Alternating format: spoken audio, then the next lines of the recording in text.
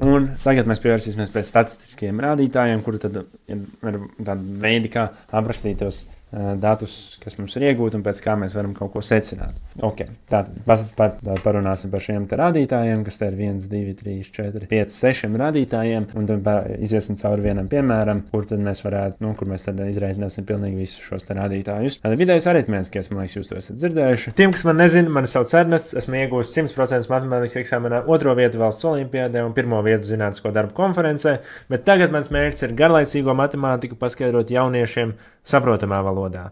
Šajā video es paskaidrošu šo tēmu un dodamies apakaļ pie video. Ko mēs darām? Piemēram, mums ir atzīmes skolā 4, 5, 1, 4, 5, 6, 1, 4, 5, 6, tā lai paliek. Un, ja mēs gribētu aprēķināt vidējo aritmētisko, tad mēs saskaitām attiecīgi visu kopā. 1 plus 4 plus 5 plus 6. Un dalām ar to skaitu. 4 atzīmes dalīts 4. Nāk 1 plus 4 plus 5 plus 6 ir 16. Dalīts ar 4 ir 4. Ja? Vidējā atzīme ir 4 šādi. Ok, visam sīk. Amplitūda. Amplitūda ir, ja mēs paņemam šos pašus datus 1, 4, 1, 4, 5, 6. Amplitūda ir lielākais mīnus mazākais. Ja? Šo mēs varētu pārvestīt kā dalīts ar skaits. Ja? Tāda vienkāršā. Un tad te mums ir tāda 6 mīnus 1. Amplitūda ir 5. Ja? Lielākais mīnus tā relatīvais biežums.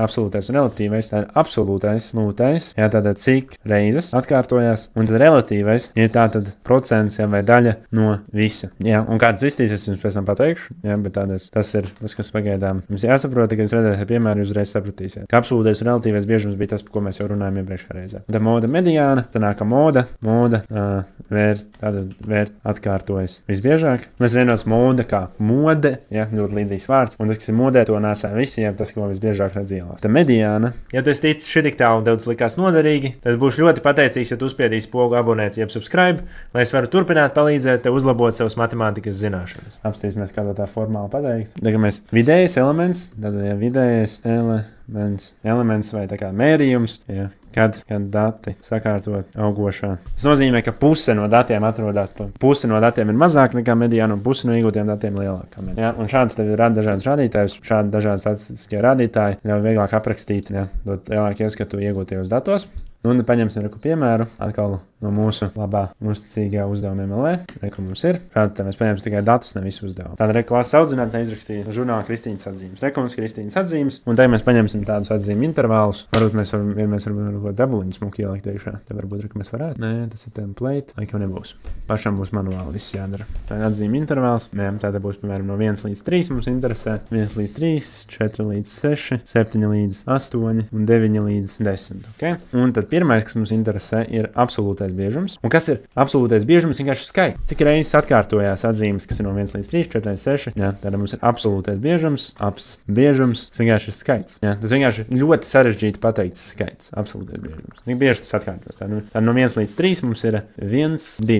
2 reizes mums bija tikai 2. Tā no 4 līdz 6, tātad 5, 6, 5, 5, 6, 5, 6. Tā tas mums ir 1, 2, 3, 4, 5, 6, 7. 7 atzīmes šajā intervālā. Okay, tad no 7 līdz 8, 1, 2, 3, un tas arī viss 3. 9, 10, mums ir 1, 2, 3, 4, 5. 5 atzīmes. Ok, tad šis ir absolūtais biežums. Okay? Un tālāk mums vajag, cik vispār kopā bija izliktas atzīmes. To mēs varam aprēķināt šo te saskaitot kopā. Jā, tad 2 plus 7 plus 3 plus 5. Tā tas būs 17. Kopā izlikt 17 atzīmes. Ja mēs arī varam pārbaudīt 1, 2, 17. Jā. Tāda visu izdarījām pareizi. Ja tā tad sakrīt šī summa. Ok, ja un to parasti tik cik ir dati, to apzīmē parasti ar N, bet tas nav tā obligāti. Tālāk mums vajag relatīvo biežumu, ja procenti no visa. Ja, un tas ir vienkārši, mēs izdalām absolūto biežumu ar tik, cik ir kopā. Ja, tad 2 17, 7 17, 3 17, 5 17.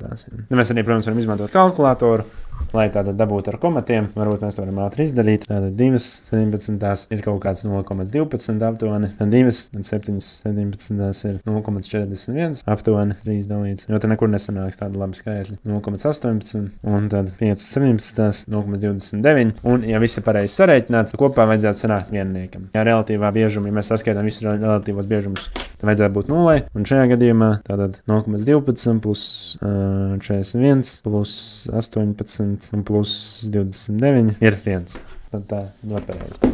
Okay, tad mēs aprēķinājām šos te divus, un tagad mēs varētu aprēķināt, piemēram, video aritmētisko amplitūdu, un ko te vēl mēs tikai nevaram aprēķināt. Okay, tātad sāksim ar video aritmētisko. Jā, šis sanāks tāds garāks video, bet datu analīzes paņem ilgu laiku. Aritmētiskais, vidējais aritmētiskais, tad mums visi jāsaskait kopā, viss šis penters tad jāsaskait kopā. Nekas labāks būtībā nesanāk, kā vienkārši tā arī tu pa kalkulatorā skaitīt kopā. Vai tu zināji, ka es tieši šim video esmu uztaisījis treniņu uzdevumus un atrisinājumus? Ej uz school.com/matemātika un pievienojies pilnīgi bez maksas un iegūsti īsts video treniņu uzdevumus un atrisinājumus par visām tēmām, sākot no 7. klases līdz pat vidusskolai. Iespējams, nākotnē būs arī citām klasēm, bet dodies uz school.com/matemātika vai pirmais links aprakstā. Protams, to var izdarīt galvā, bet, ja mums būs statistikas uzdevumi, tad tā kā droši vien, ka 5, 6, 109 sanāk.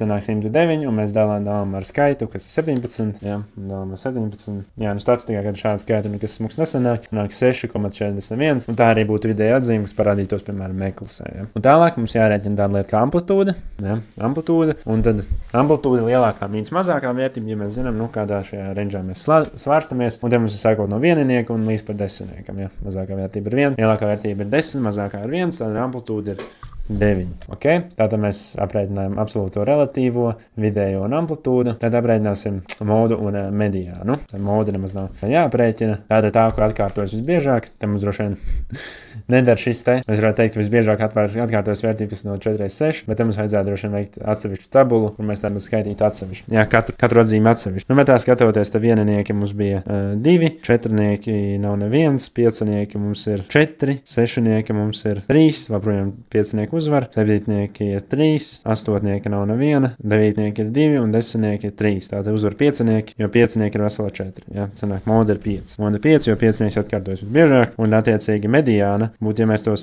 datus sakārtot augošā secībā, vidējā vērtība. Okay. Tad mēs pārrakstīsim šo te visu augošā secībā. Tad sākam ar vienniekiem. Tātad mums bija 2 viennieki, tad divnieki mums nav neviena, trīnieka nav neviena, četrnieka nav neviena, mums ir piecinieks. Jā, tad mums bija tie 4 piecinieki. Okay, tad mums ir sešnieki, 1, 2, 3, sešnieki. Okay, tālāk mums vajag septītnieks, 1, 2, 3, septītnieki.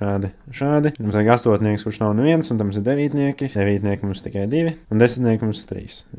Tagad dati ir augošā secībā. Un tā kā mums ir 17 dati, jā, tad vidējā vērtība būs, nesanāk īsti dalīts ar 2, bet vidējā vērtība būs tātad sanāk 9, jā, tā kā 17 plus 1, tā kā modas mediānas kārtas numuru var aprēķināt m plus 1 dalīts 2, sanāk 18, 17 plus 1 dalīts 2, 18 dalīts 2, tāda 9 vērtība, 1, 2, 3, 4, 5, 6, 7, 8, 9, jo šī vidējā vērtība, jo te mums sanāk ir 8 vērtības pa kreisi un 8 vērtības pa labi, sanāk, ka mediāna mums ir 6. Mediāna mums ir 6. Es gribu tikai šis kārtas numurs. Okay. Un, protams, var arī tieši sakot, bet kas notiek, ja gadās tāda situācija, kur, piemēram, šāda situācija, ja mums ir 1, 2, 3, 5, 7 un 10. Šāda situācija, kur mums ir 6 vērtības, jā.